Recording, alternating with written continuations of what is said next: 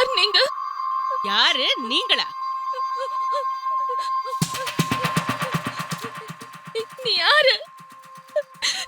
யாருன்னு சொல்லு. யாருன்னு கேக்குறல்ல. தரோ தரோ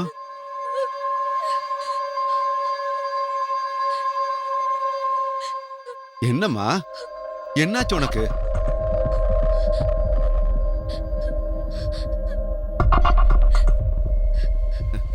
அம்மா, அப்பா வந்திருக்கேன்ல, சொல்லுமா, என்னாச்சு?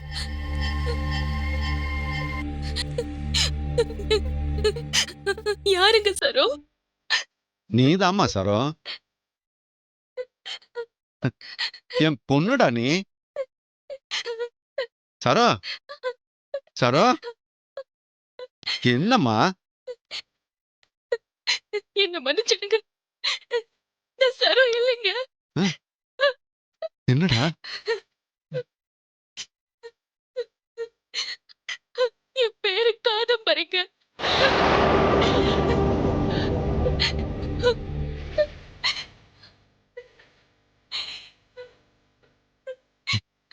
சரோ, வராதீங்க, பக்கத்துல வராதீங்க. உன் அப்பாடா. சரோ, வராதீங்க, பக்கத்துல வராதீங்க. நான் உன் அப்பாடா. இல்ல, சரோ, என் அப்பா இல்ல. வேணாங்க. இல்லடா. எந்த தப்பு பண்ணலைங்கய்யா. என்ன விட்டுருக்கய்யா. வேணாங்கய்யா. சரோ, நீ என் பொண்ணுடா. என்ன ஐயோ, பாச்சு? வராதீங்கய்யா. என்ன விட்டுருங்கய்யா. நான் எந்த தப்பு பண்ணல. என்ன விட்டுருங்க. சரோ, நான் உன் அப்பாடா. கிட்ட வராதீங்க, பக்கத்துல வராதீங்க. யார் நீங்க? என் அப்பா எங்க?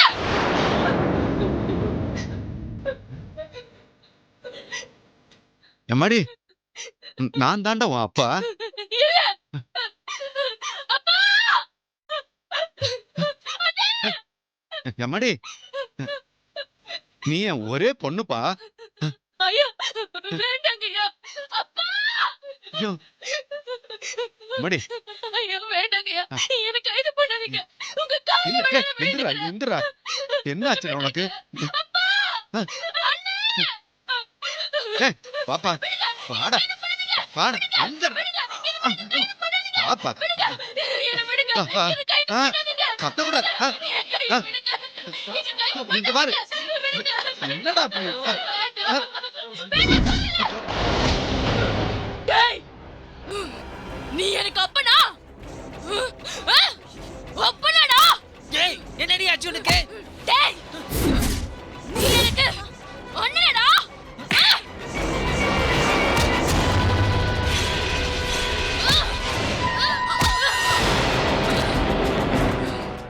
நீ எனக்கு அப்பனாடா?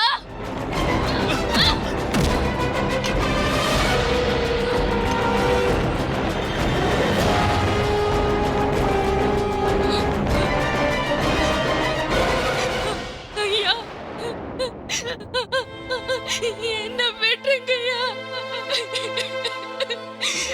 நான் எந்த தப்பு பண்ணலையா. என்ன நம்புங்கய்யா. எல்லாரும் சமம்னு நினைச்சது தப்பா? தப்பா?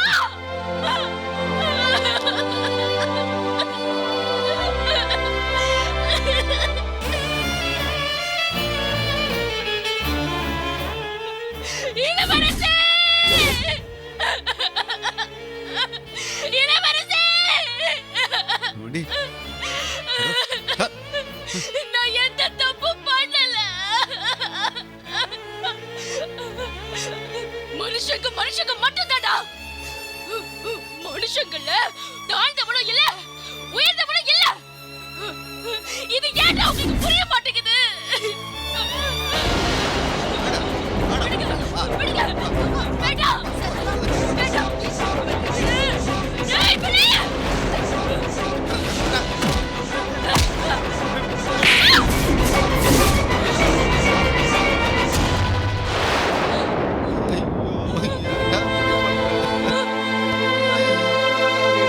என்ன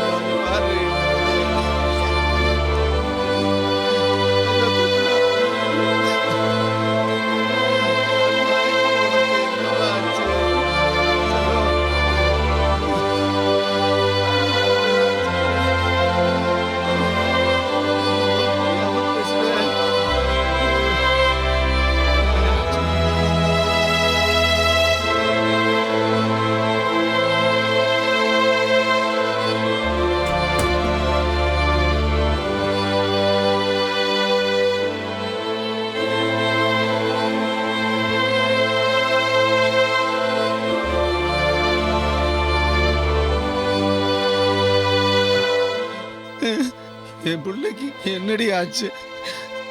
தெரியலைங்களே. அவ பாட்டுக்கு புலம்புறா, ஏதேதோ மன கஷ்டங்கிறா. காதம்பரின்னு சொல்றாளுங்க. அவ நம்ம பொண்ணு தானங்க. உங்க சட்டையை பிடிச்சவங்கள அப்ப நானு கேக்குறாளுங்க. சித்தி, நான் சொல்றது கேளுங்க. ஒரு சைக்காட்டிஸ்ட பார்க்கலாம் சித்தி.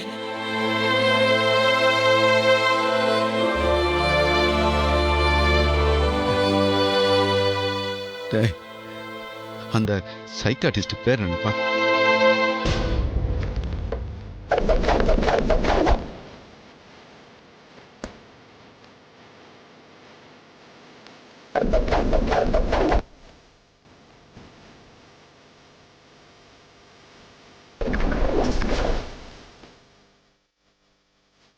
சரோஜினி, எதுக்காகம்மா நீ இந்த அவதாரத்தை எடுத்திருக்க?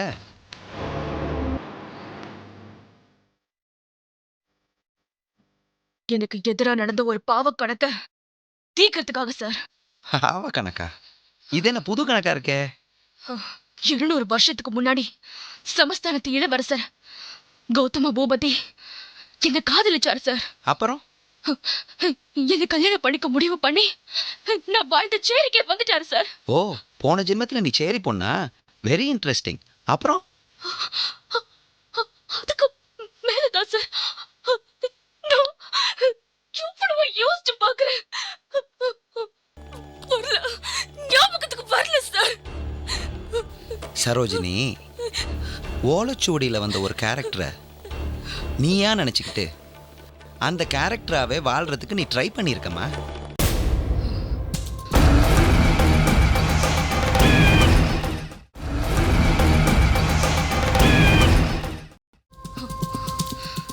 அதுக்கு பேரு சைக்கிக் வைப்ரேஷன், பாராபிசிக்ஸ். நான் சொல்றது மறுஜென்மம், ரீஇன்கார்னேஷன். நான் என் உடம்புக்குள்ள மறுபடியும் நுழைஞ்சிருக்கேன். I'm entering the flesh again. Sarojini, ரீஇன்கார்னேஷன்றது நிரூபிக்கப்படாத ஒரு விஷயம். அப்படியா சார்? சார், உங்களுக்கு கடவுள் நம்பிக்கை இருக்கா சார்? கடவுள் நம்பிக்கை இருக்கிறதுனால தானே நெத்தியில விபூதிட்டு இருக்கேன். Correct sir. சார், நம்ம இந்து மதம் எதோட அடிப்படையில அமைஞ்சிருக்கு சார்? சொல்லுங்க. தெரியல, நீ சொல்லு. மறு அவதாரத்தோட, மறு ஜென்மத்தோட அடிப்படையில தானே சார் நம்ம இந்து மதமே அமைஞ்சிருக்கு. பகவான் கிருஷ்ணனுடைய அவதாரங்களை எடுத்துக்கோங்க. 10 அவதாரங்கள் எடுத்திருக்காரு சார். ஒவ்வொரு அவதாரத்தையும் என்னன்னு சொல்வீங்க? மறு ஜென்மம்னு தானே சார்?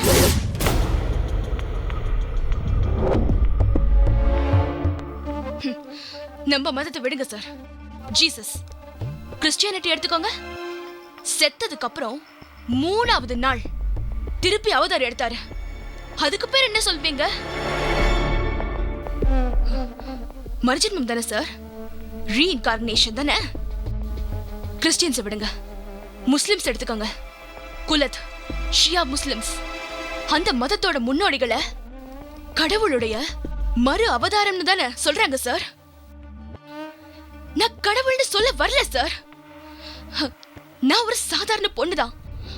ஆனா நானும் மறு ஜென்மம் எடுத்திருக்கேன். மறு ஜென்மத்துக்கு நம்ம மதங்கள்ல எத்தனை பேர் இருக்கு சார்? கர்ம பலன், சம்சார, ஸ்ராமண, பன்குல், சைரோஸ். சயின்ஸ்ல செமி ப்ராஃபஸின்னு இருக்கே சார். அதுக்கு அர்த்தம் என்ன சார்? ரீஇன்கார்னேஷன் தானே? நம்ம இந்து மதத்துல பத்ம சம்பவம்னு சொல்லுவாங்க. அதுக்கு பேர் என்ன சார்? மறுஜென்மம் தானே? டிபெட்டியன் புத்திசம் எடுத்துக்கோங்க. விஞ்ஞானத்தையும் மரணத்தையும் மறுஜென்மத்தையும் சம்பந்தப்படுத்தி எழுதியிருக்காங்க sir. The Tibetan book of the dead அப்படின்னு ஒரு புக் எழுதல. அது இன்னும் வழிபடுறாங்க சார். மதத்தை விட்டுருங்க சார், கடவுளை விட்டுருங்க. கிருஷ்ணர் வேண்டாம், ஜீசஸ் வேண்டாம், முஸ்லிம்ஸும் வேண்டாம். உங்க சயின்ஸுக்கே வாங்க. வில்லியம் ஜேம்ஸ் என்ன சொல்லிருக்காரு? இஎன் ஸ்டீவன்சன் என்ன சொல்லிருக்காரு சார்?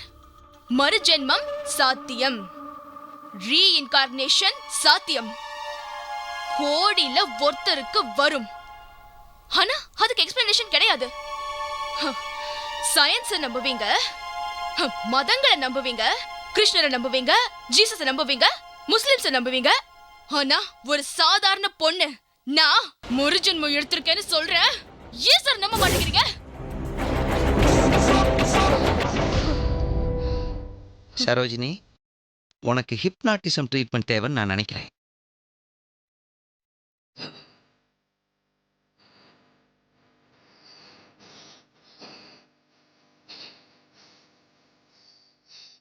டாக்டர், your புத்தி வெல் பேலன்ஸ்ட், மென்டலி இம்பேலன்ஸ்டுக்கு தான் ஹிப்னாட்டிசம். இல்ல சரோஜினி, ஒரு மனநோயாளிக்கான எல்லா அறிகுறிகளும் உன்கிட்ட இருக்கு. ஐ மீன் மெடிக்கல் சயின்ஸ்ல இந்த நோய்க்கான பேரு டிஸ்அசோசியேட்டிவ் டிஸார்டர். அப்படியா சார்? Thank you sir. எனக்கு டிஸ்அசோசியேட்டிவ் டிஸார்டர்னா கிருஷ்ணர் தசாவதாரம் எடுத்தார்னு சொல்றவங்களுக்கும் அத நம்புறவங்களுக்கும் டிஸ்அசோசியேட்டிவ் டிஸார்டர். மறுஜென்மம் இருக்குன்னு நம்புற எல்லா மதத்தை சேர்ந்தவங்களுக்கும் டிஸ்அசோசியேட்டிவ் டிஸார்டர். வில்லியம் ஜேம்ஸ், இஎன் ஸ்டீவன்சன், டிஸ்அசோசியேட்டிவ் டிஸார்டர். இத நீங்க ஒத்துக்கோங்க சார். நம்புற ஒவ்வொருத்தனும் ஒத்துக்கணும். எனக்கு டிஸ்அசோசியேட்டிவ் டிஸார்டர்னு நான் ஒத்துக்கிறேன்.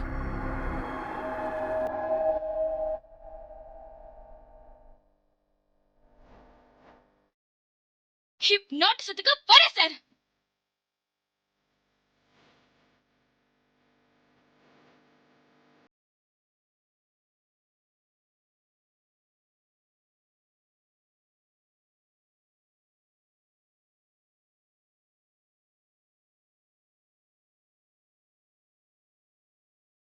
இதுக்கு என்னதான் தீர்வு டாக்டர்? ஒரு விஷயத்தை நான் உங்ககிட்ட தெளிவுபடுத்துறேன். உங்க பொண்ணு ஒரு ஆர்கியாலஜிஸ்ட், வெரி கிளியர் மைண்டட் பர்சனாலிட்டியா இருக்காங்க. இல்ல டாக்டர், அவ அடிக்கடி அவ தொழிலுக்கு சம்பந்தம் இல்லாம ஏதேதோ பேசுறா. ஏதோ இளவரசர்ன்றா, அப்புறம் ஒரு பொண்ணோட பேரை சொல்றா. அந்த பேரு கூட காதம்பரியா? ஆ, காதம்பரி. காதம்பரியை பத்தி உங்ககிட்டயும் சொல்லியிருக்கல்ல? அவதான், அந்த காதம்பரி தான் பேயா வந்து என் பொண்ணு ஆட்டி படைக்கிறா டாக்டர். இங்க பாருங்கம்மா, பேய், பிசாசு, முனி, மோகினி, சாத்தான், இப்படி பல பெயர்களை சொன்னாலும் அதெல்லாம் விஞ்ஞான ரீதியா நிரூபிக்கப்படாத விஷயங்கள். சரோஜினிக்கு அந்த மாதிரி பாதிப்பு எதுவுமே இல்லை. டாக்டர், மருத்துவ ரீதியாக சொல்லுங்க, என் பொண்ணுக்கு என்னதான் பாதிப்பு? அவங்களோட தெளிவான பேச்சு, இயல்பான ஆக்டிவிட்டீஸ்லாம் வச்சு பார்க்குறப்போ ஷீ இஸ் வெரி நார்மல். நீங்க சொல்றது எனக்கு புரியல. இப்ப நாங்க என்ன செய்யறோம்னு சொல்லுங்க டாக்டர். அவங்கள அவங்க போக்குல விட்டுருங்க. என்ன டாக்டர் இப்படி பேசுறீங்க? அவதான் ஏதோ ஒரு ஊருக்கு ஆராய்ச்சி பண்ண போறதா சொல்றாளே. எந்த ஊருக்கு? காத்தால்புரம்னு சொல்லுது. போக விடுங்க. என்ன டாக்டர் இப்படி சொல்றீங்க? அவளா போனா பரவாயில்லையே, அவளுக்குள்ள இருக்கிற ஆவி தானே அவளை இப்படி ஆட்டி படைக்குது. அதுதானே எங்களுக்கு பயமா இருக்கு. மறுபடியும் ஏன் நீங்க அமானுஷ்யமான விஷயங்களுக்குள்ள போறீங்க? எப்படி போகாம இருக்க முடியும் டாக்டர்? உங்ககிட்ட அவ நார்மலா இருக்கிற மாதிரி நடிக்கிறா. அவ வீட்ல போடுற ஆட்டமும் பேசுற பேச்சும் இதெல்லாம் பார்க்கும்போது அந்த அந்த காதம்பரியோட ஆவிதான் அவளை ஆட்டி படைக்குதோன்னு எனக்கு சந்தேகமா இருக்கு டாக்டர். முதல்ல உங்களுக்குள்ள இருக்கிற சந்தேக பேய துரத்துங்க. அதை சொல்லுங்க டாக்டர் முதல்ல. என்ன டாக்டர் இப்படி பேசுறீங்க? ஒரு வயசு பொண்ணு வழக்கத்துக்கு மாறா நடந்துக்கிறா. ஒரு பெத்த தாயா அதை பார்த்துக்கிட்டு என்னால எப்படி சும்மா இருக்க முடியும்? அதுக்கு தானே என்கிட்ட கூட்டிட்டு வந்திருக்கிறீங்க. ஆஸ் அ டாக்டரா நான் ஒரு சொல்யூஷன் சொல்றேன். ஆனா நீங்க அதை ஏன் ஒத்துக்க மாட்டேங்கிறீங்க? அவளுக்குள்ள இருக்கிற பிரச்சனை தீராம அவளை எப்படி சார் நாங்க வெளியூருக்கு அனுப்ப முடியும்? வெளியூர் தானம்மா, வெளிநாடு இல்லையே. இங்க இருந்து 400 கிலோமீட்டர் தூரத்துல இருக்கிற ஒரு கிராமம் தான் காத்தால்புரம். போகட்டுமே. உங்க பொண்ணோட பிரச்சனைக்கான தீர்வு அங்கதான் இருக்கு.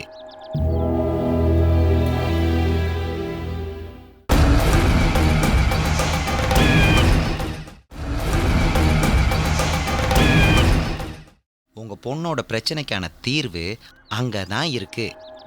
அதுக்காக அவளை தனியா எப்படி டாக்டர் அனுப்ப முடியும்? டெல்லி போனாலே, ஜெய்ப்பூர் போனாலே, ஏன் ஈஜிப்டு கூட போனாலே.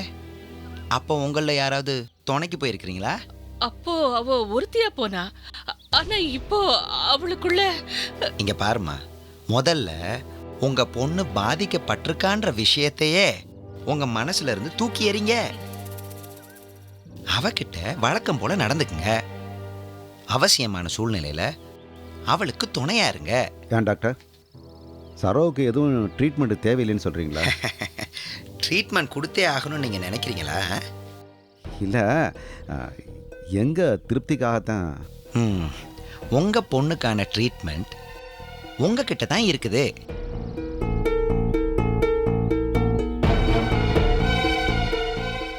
உங்க பொண்ணை நீங்க நம்பணும். ஒரு நம்பிக்கையான பெற்றோரா சரோஜினி கிட்ட நடந்துக்கணும். இதுதான் இங்க அவங்களுக்கு வேண்டிய ட்ரீட்மெண்ட். சரி டாக்டர், நீங்கள் சொல்கிற மாதிரி நடந்துக்கிறோம்.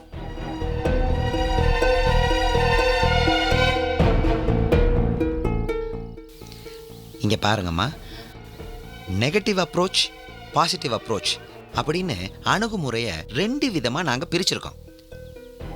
சரோஜினி என்ன செஞ்சாலும் தடை போடாதீங்க, என்ன பேசினாலும் எதிர்த்து பேசாதீங்க. அதான் பாசிட்டிவ் அப்ரோச்.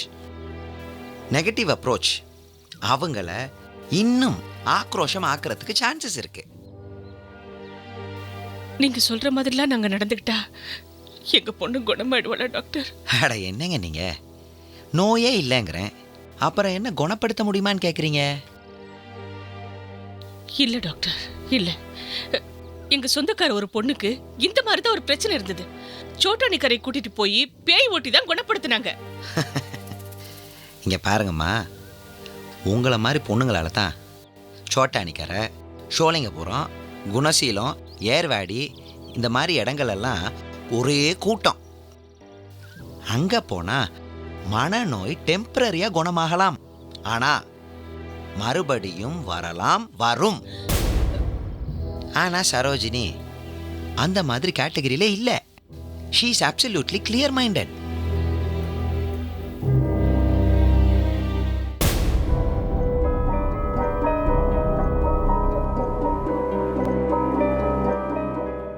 சரோஜினியோட உடம்புல ஒரு பிரச்சனை இல்லைன்னு நான் உங்கள் அம்மா கிட்ட சொன்னேன். ஆனால் அவங்க நான் சரியான டாக்டர் இல்லைன்னு சந்தேகப்படுறாங்க. ஏன்னா எங்க அம்மா பிறந்து வளர்ந்த சூழ்நிலையே வேற சார். அவங்க இந்த உலகத்தை பார்க்கிற விதம் வேற. அவங்க உலகத்துல இருக்கிறதெல்லாம் என்னோட அப்பா, நான், கடவுள். கடவுள் பேரை சொல்லிக்கிட்டு அத வியாபாரமாக்கி சம்பாரிச்சிட்டு இருக்கிற 5-6 சாமியார். கடவுள் நம்பிக்கைய நான் தப்புன்னு சொல்லல சார். ஆனா கடவுள் ஆனா பெண்ணா இல்ல அதுவான்னு கண்டுபிடிக்கணும்னு நினைக்கிறேன் சார். ஏன்னா நான் வாழ்ந்த விதம் வேற சார். ஏன் உலகத்துல என் அப்பா, அம்மா, நான் படிச்ச படிப்பும் இருக்கு சார். என் படிப்புடைய அடிப்படையே search until you find, then you believe. கிடைக்கிற வரைக்கும் தேடு, கிடைச்சதுக்கு அப்புறம் நம்பு. இததான் சார் நான் கொஞ்ச நாள் முன்னாடி வரைக்கும் என் கொள்கையா வச்சிருந்தேன். இப்ப நான் தான் காதம்பரின்னு உணர்ந்துட்டேன். ஆனா என்ன நம்புறதுக்கு யாருமே இல்ல சார். எனக்கு நடந்த இந்த விஷயம் லட்சத்துல ஒருத்தருக்கு, ஏன் கோடியில ஒருத்தருக்கு நடக்கக்கூடிய ஒரு அபூர்வமான நிகழ்வு. மனநல மருத்துவத்தில் ஸ்பிளிட் பர்சனாலிட்டி, மல்டிபிள் ஸ்பிளிட் பர்சனாலிட்டின்னு 2 வகையான நோயாளிகள் தான் இருக்காங்க. அதில் நீ ஸ்பிளிட் பர்சனாலிட்டின்னு நான் உறுதியாக சொல்கிறேன். இப்ப சொன்னீங்களே ஆளுமை சிதைவு, பன்மடங்கு ஆளுமை சிதைவுன்னு. ஏன் சார் இதுக்கு உங்க விஞ்ஞானத்துல சரியான விளக்கம் இருக்கா சார்? மருத்துவத்துல சரியான வைத்தியம் இருக்கா சார்? உங்களை கேட்டா கூடிய சீக்கிரத்துல கண்டுபிடிச்சிருவோம்னு சொல்வீங்க. எங்க அம்மாவை கேட்டா சில விஷயங்களுக்கும் கேள்விகளுக்கும் பதில் கிடையாதுன்னு சொல்வாங்க. ஆனா அந்த பதில் வேணும்னு நான் நினைக்கிறேன் சார். அது கிடைக்கிற வரைக்கும் நான் விட மாட்டேன்.